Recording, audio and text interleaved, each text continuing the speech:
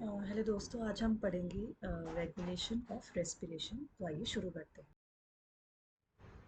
So regulation of respiration is carried out by a specialized center in the medulla region of the brain called the respiratory rhythm center. So this is the primary center responsible for the regulation. Another center is present in the pons. पहला तो हमने medulla में देख लिया, पर second is in the pons called the pneumotaxic center. तो इसमें neural signals from this centre can reduce the duration of the inspiration. तो बेसिकली इंस्पिरेशन को रेगुलेट करता है, thereby altering the respiratory rate. एक और केमोसेंसिटिव एरिया होता है adjacent to the rhythm centre, which is highly sensitive to CO2 and hydrogen ions.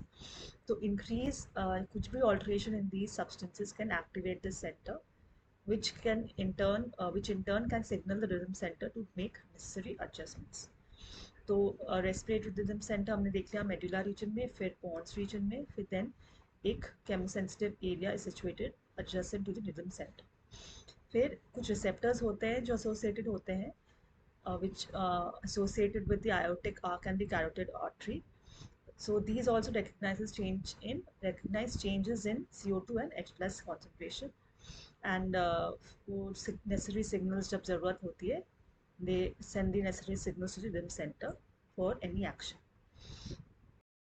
फिर हमारा नेक्स्ट आता है disorders of the respiratory system. Asthma is difficulty in breathing due to inflammation of bronchi and bronchioles. Emphysema होता है एक chronic disorder जिसमें alveolar walls of the lungs get damaged.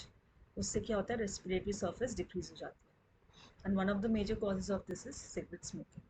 And occupational respiratory disorders होता है जब कुछ industries में इतना डस्ट प्रोड्यूस होता है तो उससे बॉडी हमारा कोप नहीं कर पाती, तो लॉन्ग टर्म एक्सपोजर से it can lead to inflammation leading to fibrosis, that is proliferation of the fibrous tissue and thus causing lung damage. तो जब भी हम ऐसी कोई इंडस्ट्रीज़ में काम करें जहाँ पे बहुत ग्राइंडिंग होता है, स्टोन ब्रेकिंग होता है, डस्ट प्रोड्यूस होता है, we should wear protective mask. Thank you for listening to this video. Stay tuned for more videos. Thank you.